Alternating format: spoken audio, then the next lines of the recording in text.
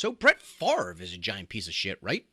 This man has not only ruined his legacy as a Hall of Fame quarterback, but he's going out in a fiery plane crash. My man is tied to one of the craziest scandals, and it seems like week after week, it somehow gets even worse. So here's a quick recap of the entire story in case you don't know. Back in May of 2020, the Department of Human Services wasted tens of millions of dollars in federal welfare grant funds through misspending, personal use, and spending on family members, friends of staffers, and grantees. The 8-month-long investigation showed that the department gave more than $98 million to two nonprofits, the Mississippi Community Education Center and the Family Resource Center of North Mississippi.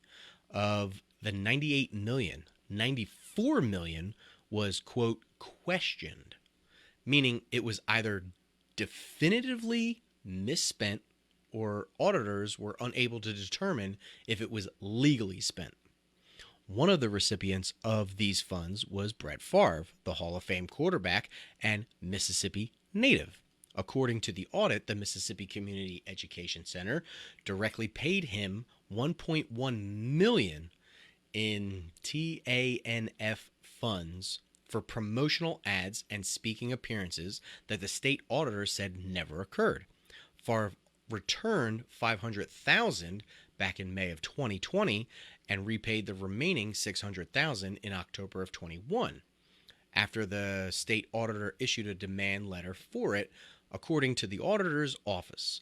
But the auditor's office maintains that Favre still owes $228,000 in interest payments.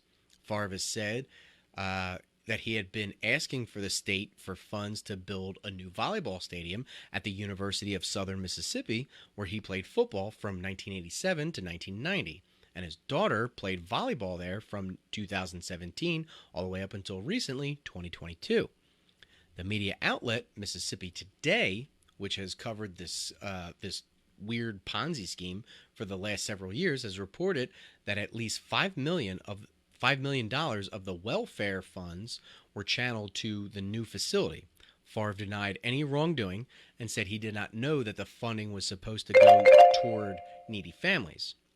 Then, all of a sudden, his text receipts were released, basically showing that Brett Favre, as the instigator, asking about whether or not the media or public would ever know about the deal and where the money came from.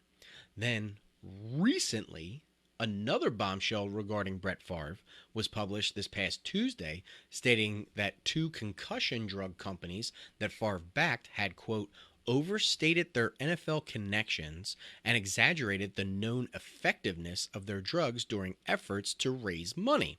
Just so you're aware, the drug companies he's talking about claim to be a cream that you would, like, a moisturizing cream or something like that, that you could apply to your neck or head to prevent concussions. The companies Prevacus and Preso MD and their founder, Jake Von Landigna, received more than $2.1 million in state welfare funds from the Mississippi government. A civil lawsuit alleges this. So basically, this guy is a scumbag, and he's pretty much fucked at this entire point. I really am not sure how anyone, not him, not the senators, not the governor, not anybody, I'm not sure how anyone skates through this untouched. Then again, let's see what's behind curtain number 3 when next week rolls around. Who knows?